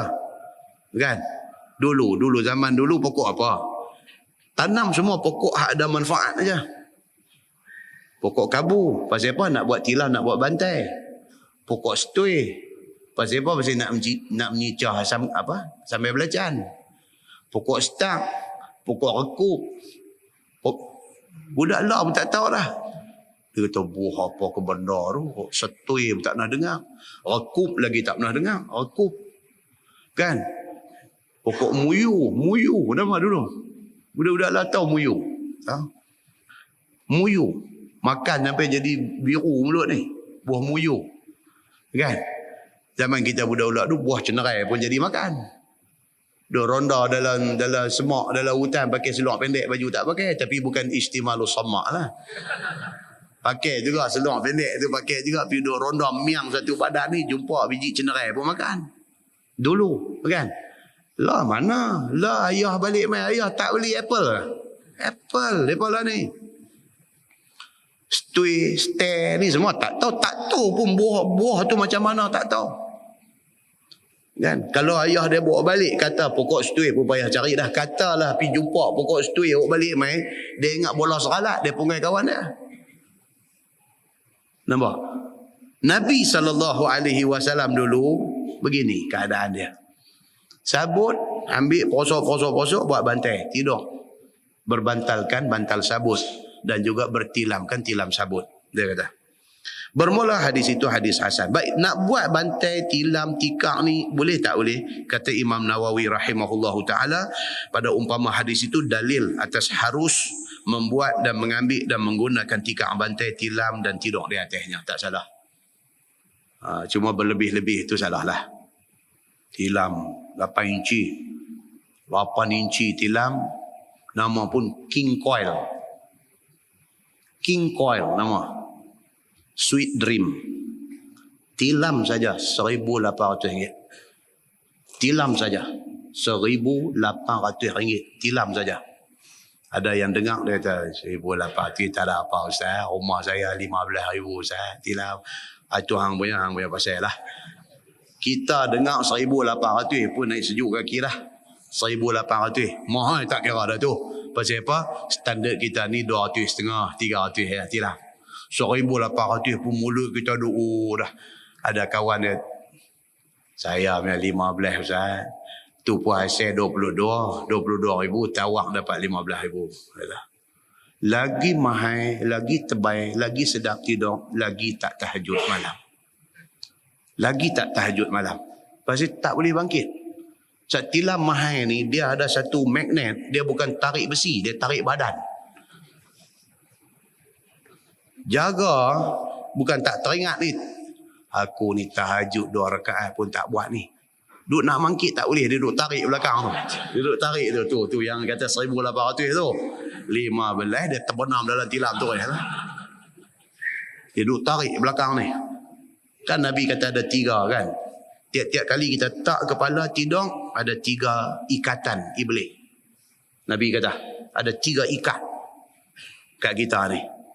Satu, bila kita boleh bangkit daripada tilam, 1 ikatan terongkai. Dia kata ada 2 lagi. Bila kita masuk pancong ambil ayat semayang, 2 ikatan terongkai. Nabi kata ada 1 lagi. Bila kita berdiri Allahu Akbar, 3 terongkai. Ada orang boleh bangkit tu, 1 ikatan terongkai. Dia masuk pancong pergi kencing aja. Dia main tidur balik. Rupanya hak 2 lagi tak rongkai. Hak 2 lagi tak rongkai. Dia bangkit, dia boleh bangkit, dia pergi kencing, dia main tidur balik. Apa punya mangkang dia ni. Dah masuk dah pancong, ayat semayang sikit, Allahu Akbar 2 rakaat, apalah rugi. Tak boleh tuan-tuan, rupanya 2 lagi duk ikat. Ada dah ambil ayat semayang dah. Boleh bangkit terongkai 1, ambil ayat semayang apa semua tu, mai tidur balik. Tidur balik dah pasal apa? Dia kata tadi tidur terlupa ambil ayat semayang. Tu saja. 2 rakaat tak boleh kah? Dia kata tidur ni mau ada dalam ayat semayang bagus. Dia kata pasal apa? Dia kata saat kalau apa kita mati terus ke apa kita dalam ayat semayang. Duk bercakap tu cantik lah. 2 rakaat, 1 ikat lagi duk kena. Tak boleh buat. Tak boleh buat. Hak jarang-jarang jadi. Ni hak hampa sejadah dah. Tak kebih dah. Sujud. Lena pula dalam sujud. Tak dan habis lagi 1 rakaat. Yang ni jarang-jarang jadi. Tapi ada jadi. Ada jadi. Sujud lagu lama tak bangkit. Lena dalam sujud. Masya Allah. Kata, inilah tuan-tuan. So dia kata buat tilam, buat tikar, buat bantai itu harus tidak menjadi satu kesalahan. InsyaAllah lepas ini kita sambung bab fil qamis. Cerita kata Nabi SAW, Nabi dia suka pakai baju qamis. Qamis ni baju kita pakai ni qamis. Bukan jubah. Orang Melayu dia panggil jubah. Ini bukan jubah, ini qamis. Apa beza jubah dengan qamis? Apa beza? Qamis butang dia sekerat ya. Bawah tu baju. Jubah dia potong terus, boleh buka. Macam Al-Fadhil Ustaz Usuk, Imam Sa'd pakai hari Jumaat tu. Yang tu dipanggil jubah. Yang tu dia saruk ke atas. Dia saruk ke atas, dia potong terus sampai ke bawah ni. Biasanya color hitam lah. Kalau hitam, dalam dia pakai kamis putih, dia bubuh jubah hitam kolong. Yang tu dia panggil jubah. Yang ni dia panggil kamis. So ni tajuk yang akan datang insya-Allah bulan depan tak ada. Bulan depan cuti sekolah, tak ada kuliah. Lagi sekali ya, bulan Mei ke? Bulan 6. Bulan Jun ada 1. Julai dah puasa dah. Tinggal 1 kuliah lagi. Dan baca jubah ni pun okey lah. Dan baca qamis pun dah cantik. Okey. So dia Nabi SAW kesukaan dia suka pakai qamis. Dan kita akan terang esok dalam hadis lain dia kata Nabi suka pakai hibarah. Hibarah tu apa dia? Pakaian yang macam mana yang kata hibarah ni? Kan hibrah ni dalam bahasa Arab. Sotong pun hibrah juga. Sotong. Tu sotong tu. Hibrah. Hibrah juga dakwat. Hibrah. Bila kata baju hibarah ni baju apa? Kita akan tengok dalam kupasan dalam bab qamis esok ni. Dan kita akan lebarkan kupasan ini kepada color yang menjadi kesukaan Nabi. Nabi suka pakai qamis. Color apa? Itu juga ada dalam hadis-hadis yang menceritakan tentang kala kesukaan Nabi. Kemudian dia mai pula iza labisa sauban jadidan. Nabi ni bila dapat satu baju baru, apa Nabi kata? Syukur Nabi itu macam mana? Baju baru. Kan? Tuan-tuan tengok dah apa dalam YouTube ada saya tengok itu ceramah yang berbahagia Datuk Dr. Harundin di stadium negeri Alustang. Di dalam satu program mereka buat mahabbah, lantunan mahabbah ke apa, ada satu. Saya pergi masuk dalam ni tengok. Al-Fadhil Datuk Dr. Harundin cerita dalam ceramah dia tu, dia cerita dia mimpi jumpa Nabi. Kan? Saja dengar. Dia cerita. Selain daripada dengar cerita dia, nak tengok muka dia, nak tengok ayat muka dia masa dia cerita tu. Kan? Saya yakin dia bercakap benar. Dia cerita apa yang dia lalui. Kan? Jadi dalam penceritaan dia tu tentang dia jumpa Nabi ni. Kan?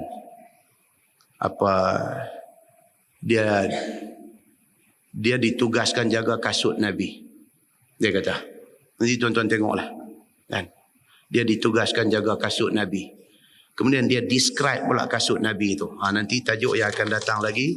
Dia kata fi lubsil jubah wal khuffain. Cerita tentang pakai jubah dan khuf dan kasut. Dia akan cerita kat kita kasut Nabi. Jadi Al-Fadhil Datuk Dr. Harundin dia cerita dia ditugaskan jaga kasut Nabi. Sebila Nabi mai tu, dia kata ada bendui apa sikit, dia duduk di luar, dia duduk pegang kasut tu. Bila Nabi mai depan dia, Nabi tengok dia, Nabi perhati dia apa. Balik tengoklah itu cerita panjang. Balik tengok sendiri kan. Pasal cara dia cerita tu, dia cerita sambil menangis. Dia cerita sambil menangis, terharunya dia. Pasal tuan-tuan, kalau betul hadis kata kan barang siapa yang mimpi jumpa aku, Nabi kata, maka sesungguhnya itu aku. Tak mungkin orang yang nama sebesar Al-Fadhil Datuk Dr. Harundin nak berbohong. Tak mungkin. Kan? So, kalau betul cerita itu, itulah Nabi sallallahu alaihi wasallam. Dia tak boleh nak cerita macam mana cantiknya rupa Nabi ni. Cuma dia cerita kasut Nabi itu macam mana, kelihatan koyak dan berjahit tangan. Dia kata, kalau tuan-tuan buka dalam hadis memang ada cerita tu. Cerita Nabi ni kasut dia koyak, dia jahit sendiri. Kan jadi itu tuan-tuan. Allahu Akbar. Semua orang teringinkan. Nabi kata, man ra'ani fil manam laqad ra'ani fil yaqazah. Nabi kata, siapa yang mimpi melihat aku di dalam tidur, dia seolah-olah melihat aku di dalam jaga. So orang nak cerita kata mimpi jumpa Nabi ni, dia tak boleh bohong. Pasal apa? Pasal dia terdedah kepada satu bahaya besar. Apabila dia berbohong dengan mengaitkan Nabi di dalam cerita dia. So pastinya orang seperti Al-Fadhil Datuk Dr. Harundin, dia tidak berbohong. Dia cerita tu betul. Jadi kita yang tak dapat peluang tu, kita tumpang dengar cerita dia. Alhamdulillah. Dia menangis tuan-tuan.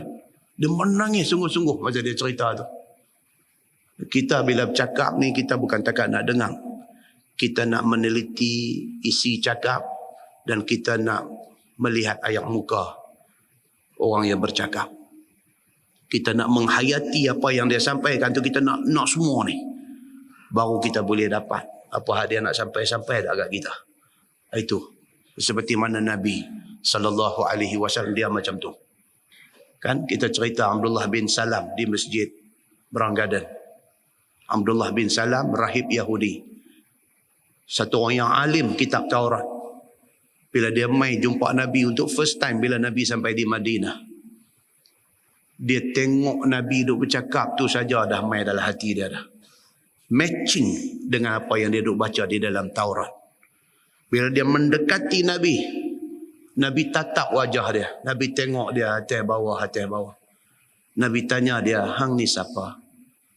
Dia kata, nama aku Al-Husain bin, bukan Abdullah bin Salam, Al-Husain bin Salaim ke apa itu ni kan. Nabi kata, no, mula daripada hari ini nama hang Abdullah bin Salam. Nabi bagi nama tu kat dia. Bila dia dengar nama tu, dia kata apa? Demi Allah, inilah nama yang aku paling suka. Aku tidak akan ubah nama ni sampai bila-bila. Benda ni tuan-tuan adalah pengaruh daripada Nabi SAW. Dia bukan pergi dengar Nabi kata aja. Dia tak mau lepas satu second pun nak tengok Nabi tu. Sambil dengar, sambil nak tengok, sambil duk menilai Nabi ni. Last kali dia pergi dekat, itu yang dia dapat. Dia kata, Islamkan aku ya Rasulullah. Kan? Yang 3 soalan dia bagi, yang kita tak beritahu dalam masjid itu ni. Kan? Ini yang kata hidayah Allah.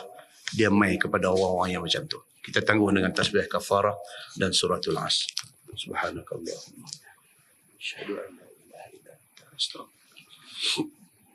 Bismillahirrahmanirrahim. Al-'asr. Innal insana lafi khusr illa allazina amanu wa 'amilus salihati. اللهم صل على محمد في الأولين والآخرين وسلم رضي الله تبارك وتعالى عن سادتنا أصحاب سيدنا رسول الله أجمعين. بسم الله الرحمن الرحيم. الحمد لله رب العالمين حمدا يوافي نعمه ويكافئ مزيده. يا ربنا لك الحمد كما ينبغي لجلال وجهك الكريم وعظيم سلطانك. رضينا بالله ربا وبالإسلام دينا وبمحمد نبيا ورسولا. اللهم افتح علينا فتوح العارفين وارزقنا فهم النبيين بجاه خاتم المرسلين. اللهم فقهنا في الدين وعلمنا التأويل واهدنا صراطك المستقيم. اللهم أرنا الحق حقا وارزقنا اتباعه وأرنا الباطل باطلا وارزقنا اجتنابه. اللهم اجعل جمعنا جمعا مرحوما وتفرقنا من بعده تفرقا معصوما. وصلى الله على محمد وعلى آله وصحبه وسلم والحمد لله رب العالمين. السلام عليكم.